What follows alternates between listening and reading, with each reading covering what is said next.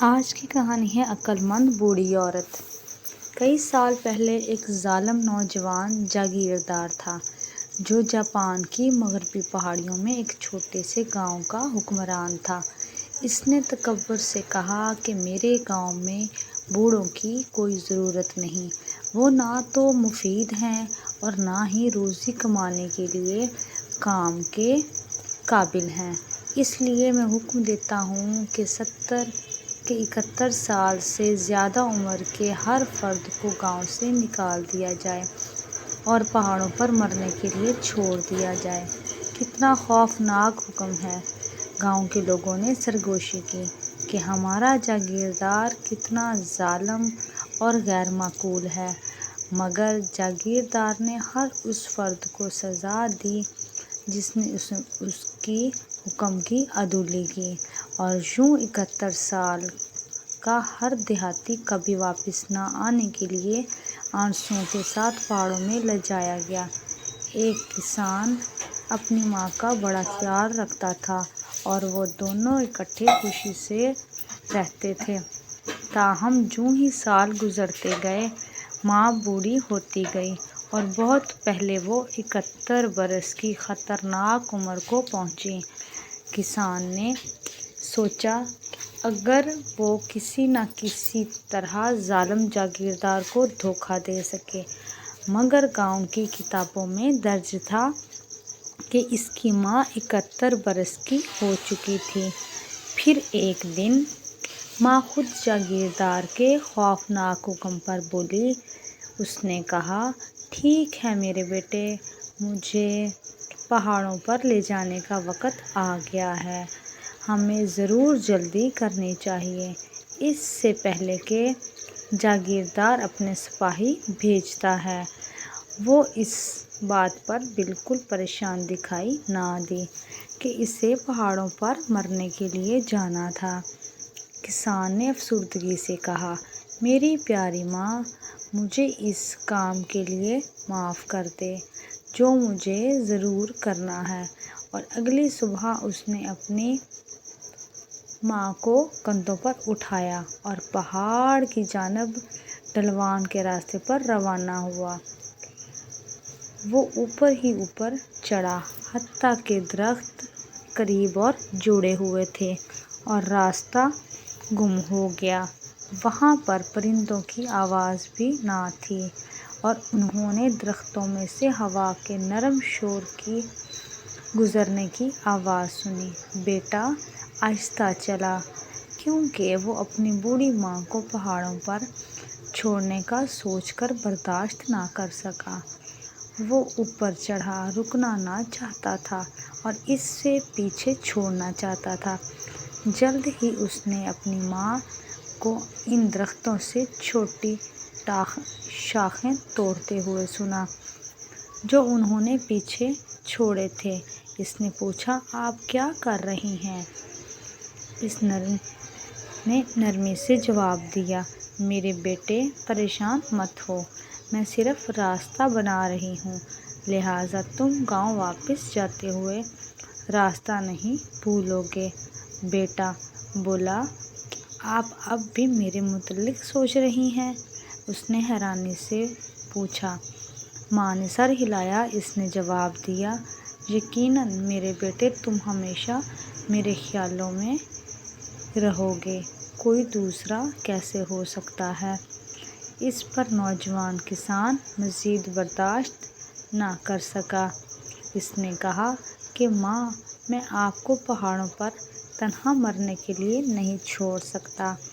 ماں، ہم گھر جا رہے ہیں اور کوئی مسئلہ نہیں کہ جاگیردار مجھے کیا سزا دے، میں آپ کو دوبارہ اکیلا چھوڑ کر کبھی نہیں جاؤں گا۔ لہٰذا انہوں نے سورج غروب ہونے تک انتظار کیا، حتیٰ کہ خاموش آسمان پر تنہا ستارہ نمودار ہوا۔ پھر رات کے تاریک سایوں میں کسان اپنی ماں کو اٹھائے پہاڑی سے نیچے آیا اور وہ خاموشی سے اپنے چھوٹے گھر لوٹ گئے۔ کسان نے اپنے باورچی خانے کے فرش میں ایک گہرا گڑھا کھودا اور ایک چھوٹا کمرہ بنایا جہاں وہ اپنی ماں کو چھپا سکتا تھا۔ اس دن سے وہ سارا وقت خفیہ کمرے میں گزارتی تھی اور کسان کھانا وہیں پہنچاتا تھا۔ باقی وقت اس نے کھیتوں میں محتاط انداز میں کام کیا اور اس نے ظاہر کیا کہ وہ اکیلا رہتا تھا۔ اس طرح تقریباً 2 سال تک اس نے اپنی ماں کو محفوظ طریقے تک چھپائے رکھا اور گاؤں میں کوئی نہ جان پایا کہ وہ وہیں تھی۔ ایک دن دیہاتیوں میں خوفناک ہنگامہ تھا کہ ہیگا، جو کہ پہاڑوں کے پار گاؤں کا جاگیردار تھا، اس نے ان کے گاؤں پر حملہ کر کے اسے اپنی ملکیت بنانے کی دھمکی دی تھی۔ جاگیردار ہیگا نے اعلان کیا، صرف ایک چیز تمہیں بچا سکتی ہے، میرے پاس 1000 رسیوں کی راکھ پر مشتمل کا صندوق لاؤ تو میں تمہارے گاؤں کو چھوڑ دوں گا۔ ظالم نوجوان جاگیردار نے جلدی سے گاؤں کے تمام دانا آدمیوں کو اکٹھا کیا۔ اس نے کہا، تم عقل مند آدمی ہو، یقیناً تم بتا سکتے ہو کہ جاگیردار ہیگا کے مطالبات کیسے پورے کریں تاکہ وہ ہمارے گاؤں کو چھوڑ دے۔ مگر عقل مند آدمیوں نے انکار میں اپنے سر ہلائے۔ انہوں نے جواب دیا، جہاں پناہ کی ایک راکھ کی رسی بنانا ناممکن ہے، ہم 1000 رسیاں نہیں بنا سکتے۔ جاگیردار غصے سے چلایا، بے وقوفو، تمہاری ذہانت کا کیا فائدہ اگر تم میری مدد نہیں کر سکتے ہیں۔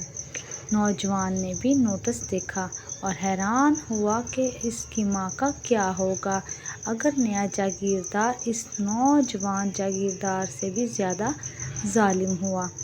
جب اس کی ماں نے اس کے پشیمان چہرے کو دیکھا تو پوچھا، میرے بیٹے، تم پریشان کیوں ہو؟ کسان نے اسے جاگیردار ہیگا کے ناممکن مطالبے کا بتایا مگر گاؤں کو بچانا تھا۔ مگر اس کی ماں ہرگز پریشان دکھائی نہ دی، بلکہ وہ نرمی سے ہنسی اور کہا، یہ ایسا ناممکن کام نہیں ہے۔ سب جو ایک آدمی کو کرنا ہے وہ نمک والے پانی میں عام رسی کو ڈبونا ہے اور اسے اچھی طرح خشک کرنا ہے۔ جب یہ جل جاتی ہے، یہ اپنی شکل برقرار رکھے گی اور یہ آپ کے لیے راکھ کی رسی ہے۔ گاؤں والوں کو جلدی بتاؤ اور 1000 رسی کے ٹکڑے تلاش کرو۔ کسان نے حیرانی سے اپنا سر ہلایا۔ اس نے کہا، ماں، آپ کا کمال کی حد تک عقل مند ہے۔ اور وہ نوجوان جاگیردار کی طرف دوڑا، اسے بتانے کے لیے کہ اس سے کیا لازمی کرنا چاہیے۔ جاگیردار نے کہا، تم لوگ گاؤں کے عقل مندوں سے زیادہ عقل مند ہو۔ جب اس نے کسان کے حل کے متعلق سنا تو اس نے اس کو سونے کے کئی سکے دیے۔ راکھ کے 1000 رسیاں تیزی سے تیار ہو گئیں اور گاؤں بچ گیا۔ چند دنوں بعد گاؤں میں پھر ہنگامہ ہوا کہ جاگیردار ہیگا نے گاؤں والوں کو ایک اور دھمکی دی۔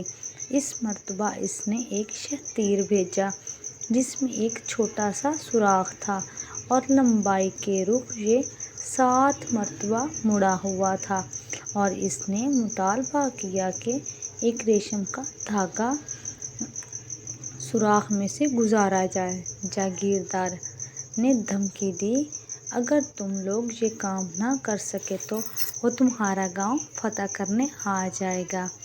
نوجوان جاگیردار نے جلدی سے اپنے عقل مند لوگوں سے رابطہ کیا، مگر انہوں نے بے چارگی میں سر ہلایا۔ وہ کہہ اٹھے کہ کوئی ایک سوئی اس طرح کے خم میں مڑ نہیں سکتی، ہمیں دوبارہ ناممکن مطالبے کا سامنا ہے۔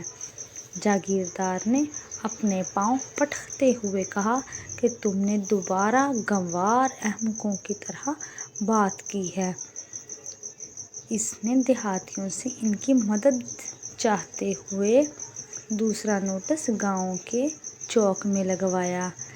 ایک بار پھر نوجوان کسان جلدی سے اپنی ماں کے خفیہ کمرے میں اپنا مسئلہ لے کر گیا۔ ماں نے کہا، کیوں، یہ مشکل نہیں ہے؟ ماں نے تیز مسکراہٹ کے ساتھ کہا، سوراخ کے ایک سرے پر چینی رکھو، پھر چیونٹی کے ساتھ ایک دھاگا باندھو اور اسے دوسرے سرے پر رکھ دو۔ وہ چینی حاصل کرنے کے لیے خم کے اندر باہر سے گزرے گی اور ساتھ دھاگا بھی لے جائے گی۔ ایک بار پھر جاگیردار نے نوجوان کی ستائش کی اور اسے سونے کے کئی ٹکڑے دیے۔ اس نے شائستہ لہجے میں کہا، تم کمال کے آدمی ہو اور تم نے گاؤں کو دوسری بار بچایا ہے۔ مگر جاگیردار کے مسائل ابھی بھی ختم نہ ہوئے، کیونکہ چند روز بعد جاگیردار ہیگا نے ایک اور مطالبہ بھیجا۔ اس نے دھمکی دی کہ اس مرتبہ کوئی شک نہیں کہ تم ناکام رہو گے اور میں تمہارے گاؤں کو اپنا بنا لوں گا۔ ایک ایسا ڈھول لاؤ جو بغیر بجائے آواز دے۔ اس بار عقل مند آدمیوں نے اپنے سر اپنے ہاتھوں میں پکڑ لیے اور کراہ اٹھے، یہ ناممکن ہے، اس بار جاگیردار ہیگا ہم پر حملہ کرے گا۔ نوجوان کسان سانس روک کے تیزی سے گھر گیا۔ ماں، ہمیں ایک اور مشکل مسئلہ حل کرنا ہے، ورنہ جاگیردار ہیگا ہمارے گاؤں کو فتح کر لے گا۔ اور اس نے اپنی ماں کو ناممکن ڈھول کے بارے میں بتایا۔ تاہم اس کی ماں مسکرائی اور جواب دیا، کیوں، یہ تو سب سے آسان ہے، ایک ڈھول بناؤ جس کے اطراف کاغذ کے ہوں اور اس میں شہد کی بڑی مکھی رکھو۔ جوں ہی وہ باہر نکلنے کی کوشش کرے گی، یہ بھنبھنائے گی اور اپنے آپ کو کاغذ سے ٹکرائے گی اور تمہارے پاس ایک ایسا ڈھول ہوگا جو بغیر بجائے آواز دے گا۔ نوجوان کسان اپنی ماں کی ذہانت پر حیران تھا۔ اس نے کہا، آپ اس گاؤں کے ذہین آدمیوں میں سے کہیں زیادہ ذہین ہیں۔ اور وہ نوجوان جاگیردار کی طرف دوڑا، یہ بتانے کے لیے کہ جاگیردار ہیگا کا تیسرا مطالبہ کیسے پورا کرنا ہے۔ جب جاگیردار نے جواب سنا تو وہ بہت متاثر ہوا۔ اس نے کہا، یقیناً تم جیسا نوجوان تمام عقل مند آدمیوں میں سے زیادہ عقل مند نہیں ہو سکتا۔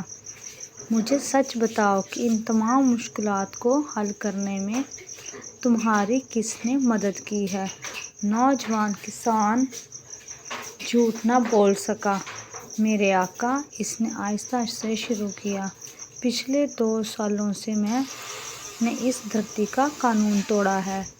میں نے اپنی بوڑھی ماں کو اپنے گھر کے فرش کے نیچے رکھا ہے اور یہ وہ ہے جس نے جاگیردار ہیگا سے تمہارے ہر مسئلے کا جواب دے کر گاؤں کو بچایا ہے۔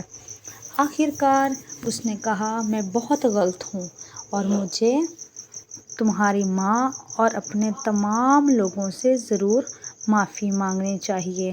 میں کبھی مطالبہ نہیں کروں گا کہ بوڑھے لوگوں کو پہاڑوں پر مرنے کے لیے چھوڑ دیا جائے، بلکہ ان کے ساتھ عزت اور حرمت کے ساتھ پیش آیا جائے جس کے وہ حقدار ہیں اور وہ ہمارے ساتھ اتنے سالوں کی ذہانت ہے۔ اس سے ہمیں یہ سبق ملتا ہے کہ ہمیں اپنے بزرگوں، بوڑھوں کے ساتھ عزت کے ساتھ پیش آنا چاہیے اور ان سے نصیحت لینی چاہیے۔ اگر آپ کو آج کی ویڈیو اچھی لگی ہے تو اس کو لائک کریں، شیئر کریں اور اینڈ پہ اور لاسٹ میں سبسکرائب کرنا مت بھولیے گا۔ شکریہ۔